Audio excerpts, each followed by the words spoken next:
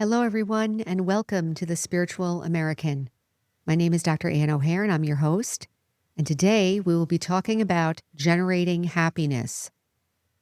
And we're going to do a little bit of a different format. I'm going to talk just for a few minutes, and then we're going to do a meditation because I'm going to talk about how we can access happiness from within, has nothing to do with any circumstances. So let's just talk briefly about maybe the way we've been feeling happy.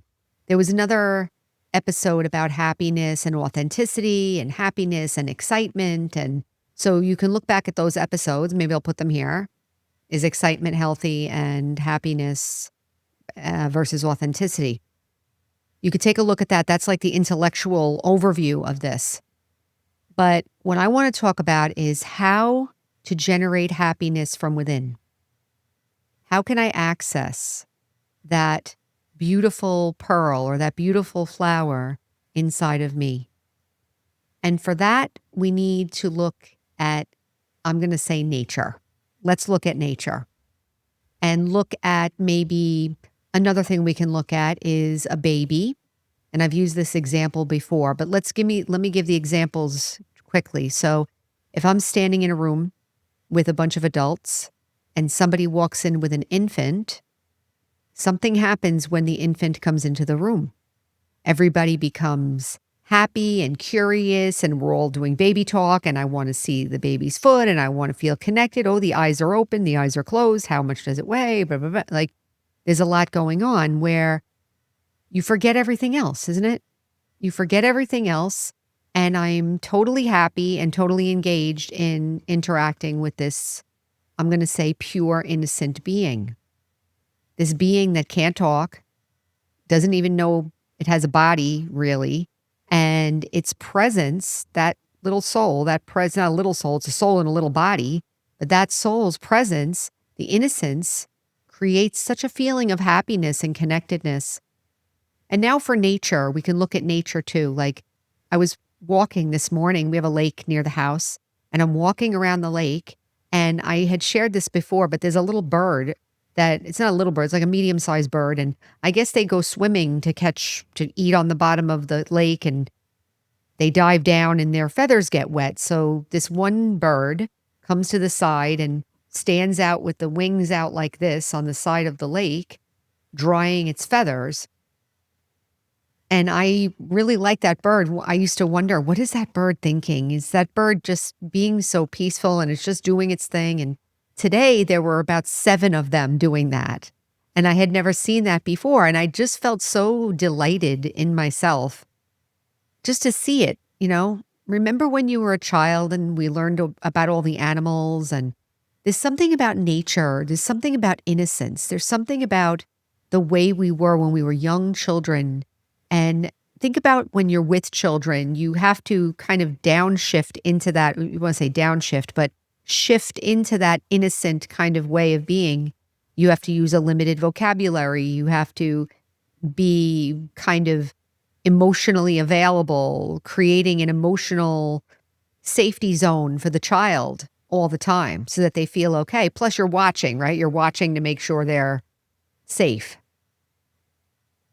So I'm going to assert that part of what we can do for ourselves to create the environment for happiness to come forward is to start to look at those things that we do for children.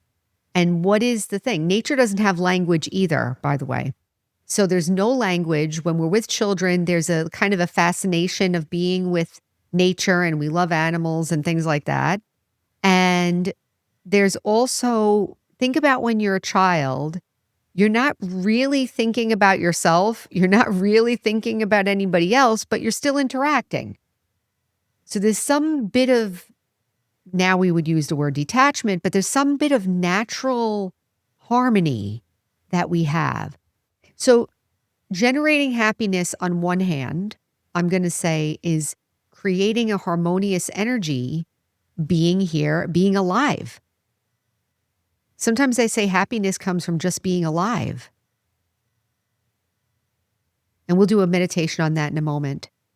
So the other way of being happy is to have self-respect. Like happy, like pride, pure pride, not pride like ego, but pure pride. And that makes you feel like self-respect. It's a different kind of happy, right?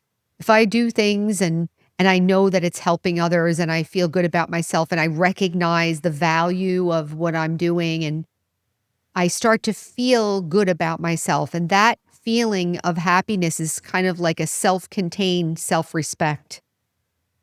I believe that's another kind of happiness. Another kind of happiness in spirituality could be the being with God or recognizing that I'm a soul and I am related to, in relationship with the higher power, the supreme soul, God. That also can generate a feeling of value. So I just described three different kinds of happiness. So there's, the happiness of being alive. There's the happiness of pure pride and self-respect. And there's the happiness of feeling the value of just who I am as a soul. And that I am a unique, powerful, if you want to say child of God, meaning that my relationship is reflective with God. The parent becomes a parent when the child is there. The child becomes a child because the parent is there. So there's a kind of a self or co-creation occurring. So this thing with the soul and God, there's a feeling of that happening. And that brings a deep sense of value to the soul, to us. So those are three examples of internal happiness. So I'd like to do a meditation now, and we will explore all three of those in a meditation and try to get that experience for myself. So sitting quietly,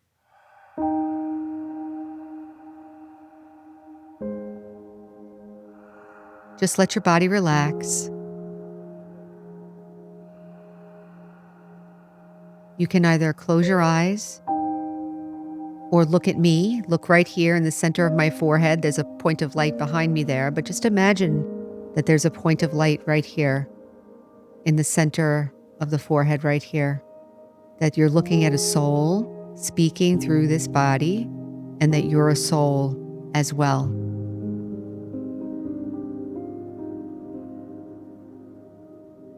So as I am relaxing the body,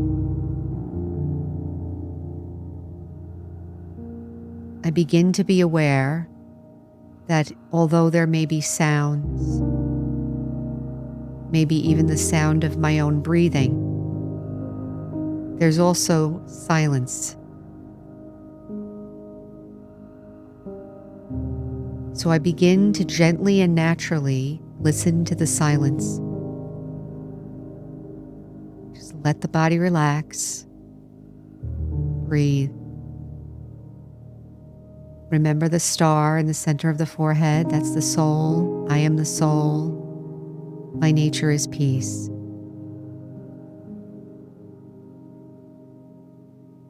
Allow myself to feel the very nature of my being as a soul.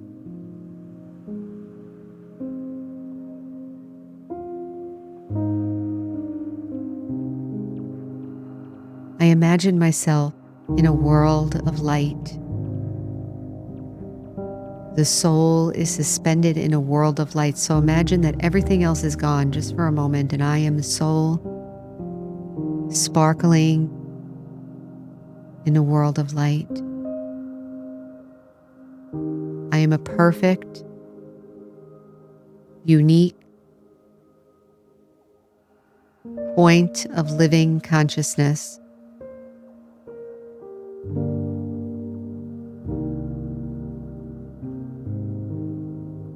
There is no other soul like me.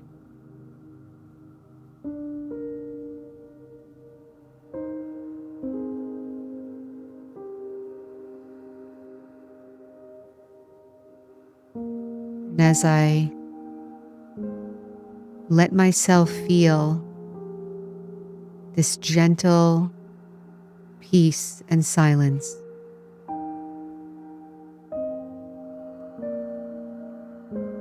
I now imagine that I, the soul, am moving into a brand new body, a brand new world, a brand new life. I'm still me. And as I come into, let's say I awaken into a 5-year-old body again. Let's say I'm 5 years old again. But the world that I'm in is beautiful and full of nature and peace. And the weather is beautiful. I'm looking at the animals. See if you can generate a feeling.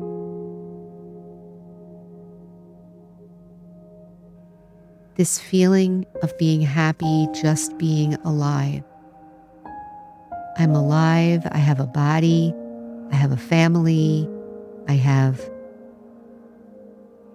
the world and nature. I have the senses. I'm able to move and express myself.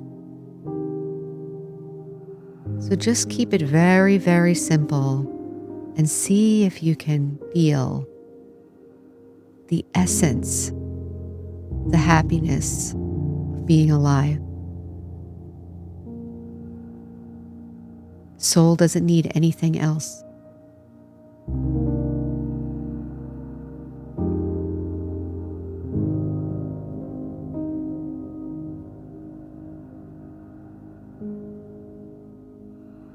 Now, fast forward into an older body development scenario. Now, maybe I'm in having a 20 or 30 or 40-year-old body, 50-year-old body. And now in that state, I'm able to do things in the world. I'm able to help people. I'm able to have good feelings towards people. I'm able to do charity. I'm able to give things when needed to others. And those actions allow me to feel a pride within myself. I feel good about that action, and that makes me feel like a good person.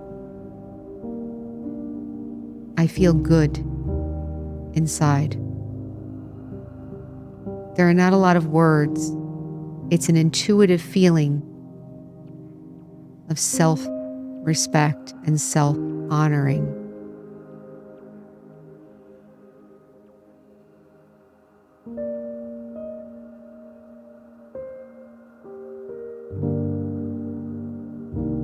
Now, fast forward again, and imagine you're in a stage of life where you're looking at things in a spiritual way, that you're looking to get in touch with the spiritual truth of life and your relationship with all of humanity and with God.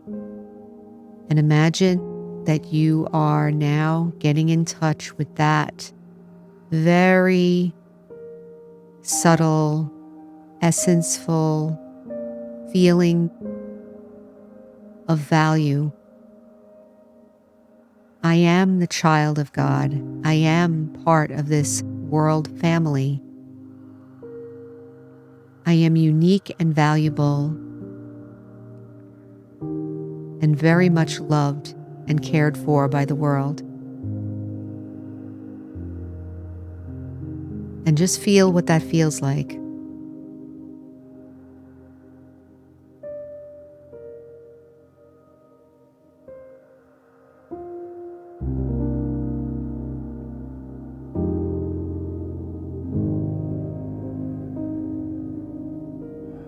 And now take one more moment and go back into complete silence, just looking at the star.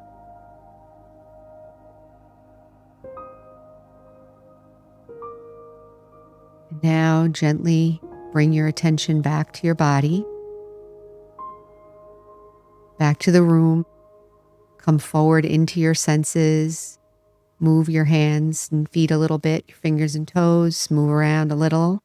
Come forward into your natural waking state. And we're back.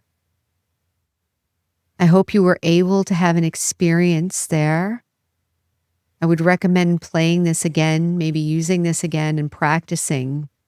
If we practice those essential experiences on a regular basis, they will begin to help us to resolve and move away from some of these other states that we find ourselves in, like sorrow or irritation or whatever it is that I'm feeling.